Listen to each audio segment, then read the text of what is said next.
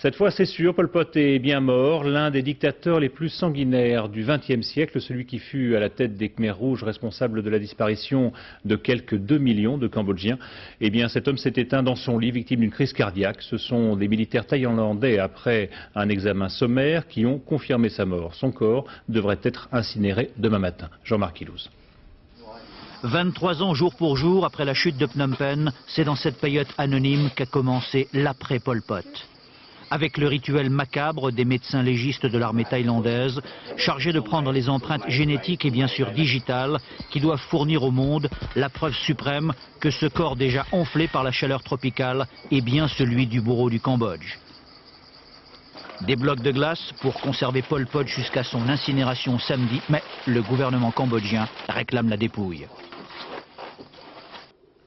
À la une des journaux de Phnom Penh, une photo de Pol Pot vivant. La télévision d'État n'a pas montré son cadavre. Scepticisme prudent, mais surtout peur instinctive de réveiller les démons de la révolution cannibale des Khmers rouges.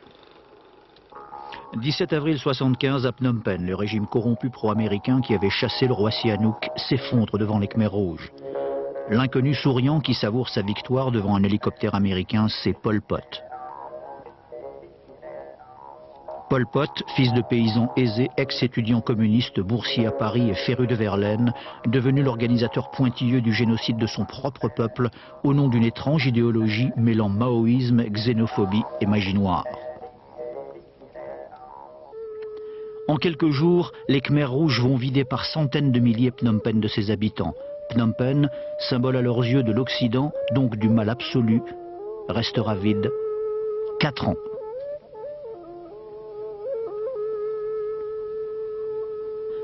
L'argent, la propriété, le bouddhisme sont interdits, les voitures détruites. Porter des lunettes ou une montre, c'est se désigner au bourreau comme intellectuel. À marche forcée, 3 millions d'hommes, vieillards, enfants, infirmes, seront envoyés se purifier dans les rizières. Près de 2 millions mourront de famine ou exécutés à coups de bêche.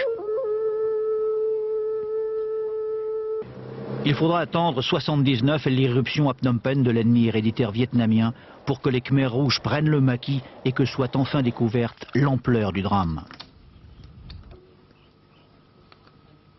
Au nom de quelle logique macabre, Pol Pot et ses complices encore vivants aujourd'hui pouvaient-ils justifier la torture méticuleuse des suppliciés de ce lycée de Phnom Penh? Le Cambodge d'aujourd'hui et la communauté internationale auront-ils vraiment le courage de faire enfin, à défaut de celui de Pol Pot, le vrai procès des Khmers rouges?